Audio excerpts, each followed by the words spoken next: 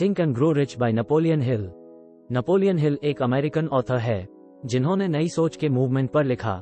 इन्हें सक्सेस पर लिखने वाले महान ऑथर में से एक माना जाता है। थिंक एंड ग्रो रिच में ऑथर अपने करियर को सफल बनाने पर लिखते हैं। इस प्रोसेस के लिए पैसों की जरूरत और पर्सनल सैटिस्फैक्शन को समझाते हैं। इन सब के लिए वो थॉट्स और ब्रेन की साइकोलॉजिकल पावर को डिस्कवर करते हैं। सोचिए और अमीर बनिए। ये बुक आपको अमीर बनने का रास्ता बताती है। 13 कदम जो अमीर बनने की दिशा में उठाने हैं। इन्हीं की बात इस किताब में की गई है। अमीर बनने से ऑथर का मतलब सिर्फ पैसे कमाने भर से नहीं है। यहाँ पर अमीर बनने का मतलब है आप जो भी काम करना चाहते हैं उसमें आपको सफलता मिलेगी। इन 12 स्टेप्स के बारे में हम विस्तार से समझेंगे। बुक की शुरुआत विचारों को लेकर होती है। अगर आपके पास एक दमदार विचार है तो आप कुछ भी कर सकते हैं। सोचकर कुछ भी किया जा सकता है। हमारा मस्तिष्क जो सोच सकता है वह कर भी सकता है। ऑथर यहाँ बताते हैं कि असफलता का जो मूल कारण होता है वह होता है अस्थायी पराजय के साथ मैदान छोड़ देना। अगर आप डटे रहते हैं तो आपको सफलता जरूर मिलती है। First step to become rich burning desire. सभी उपलब्धियों का शुरुआती कदम होता है सफल होने की इच्छा। यही हमारा पहला कदम है। यहाँ पर ऑथर कहते हैं कि इच्छा ही सब कुछ है। दौलत निश्चित रूप से आती है अगर उसे हासिल करने की इच्छा हो। ऐसी इच्छा जो हमारे दिलो दिमाग पर हावी हो जाए, ये एक स्थायी मानसिक अवस्था बन जाए, फिर इसके पीछे लगन से जुटकर उसे हासिल किया जा सकता है। हमारी जो प्रबल इच्छा होती है वह मूर्त रूप लेने का रास्ता खोज लेती है। ऑथर का छोटा बेटा जन्म से गूंगा और बहरा था। डॉक्टरों ने कहा था कि वह कभी भी ठीक नहीं हो सकता, लेकिन नेपोलियन हिल और उनकी पत्नी की प्रबल इच्छा थी कि वह बोले। फिर कई सालों बाद ऐसा हुआ भी। यहाँ ऑथर अपनी प्रबल इच्छा की ताकत बताता है जिसके चलते उनका बेटा पूर्ण रूप से स्वस्थ हो गया। मस्तिष्क की कोई सीमा नहीं होती सिवाय उन सीमाओं के जिन्हें हम मान लेते हैं। Second step to become rich faith. आस्था जो हमारी इच्छा को हासिल करने का विश्वास देती है। सकारात्मक भावनाओं में जो सबसे सशक्त भाव होते हैं वह 3 तरीके के होते हैं: आस्था, प्रेम और वासना।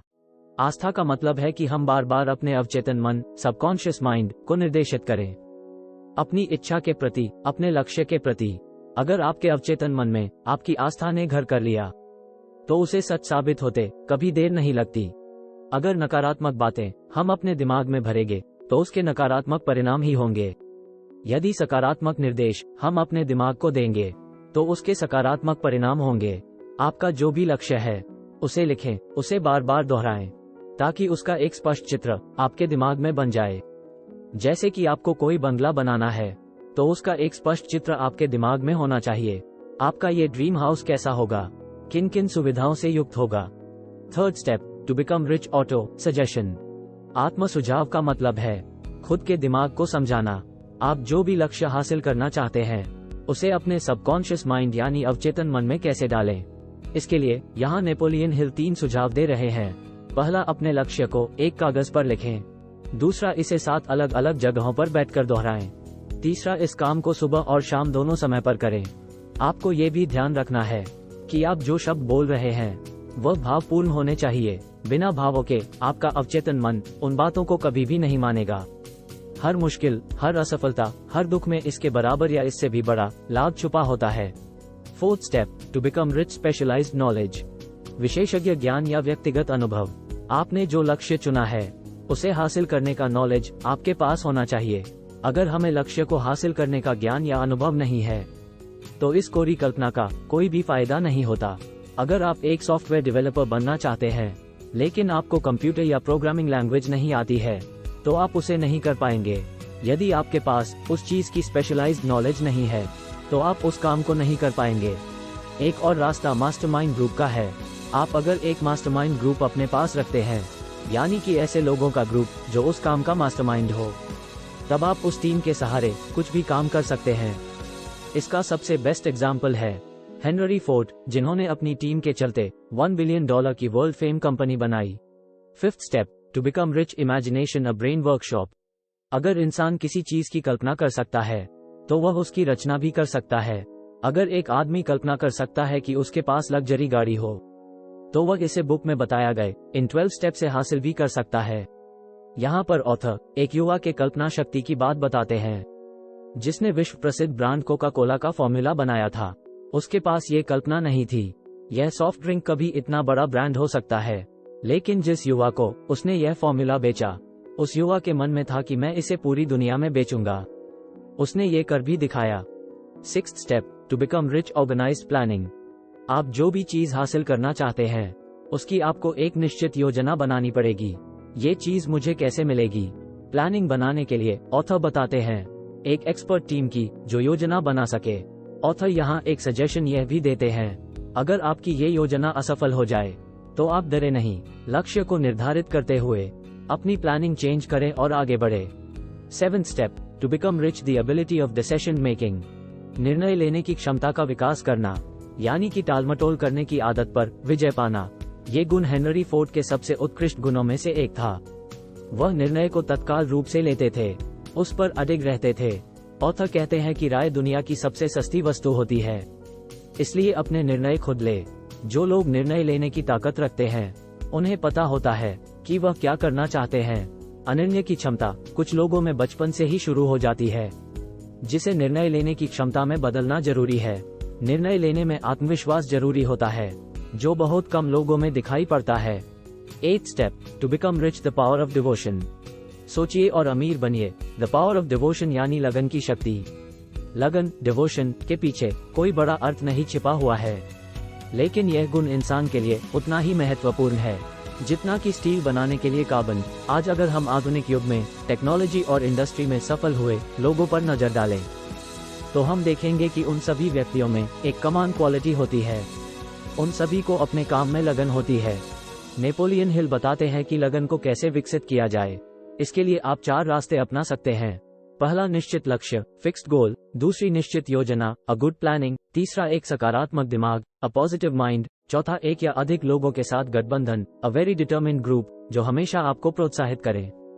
यहाँ लेखक का मतलब है mastermind group. 9th step, to become rich, improve self power.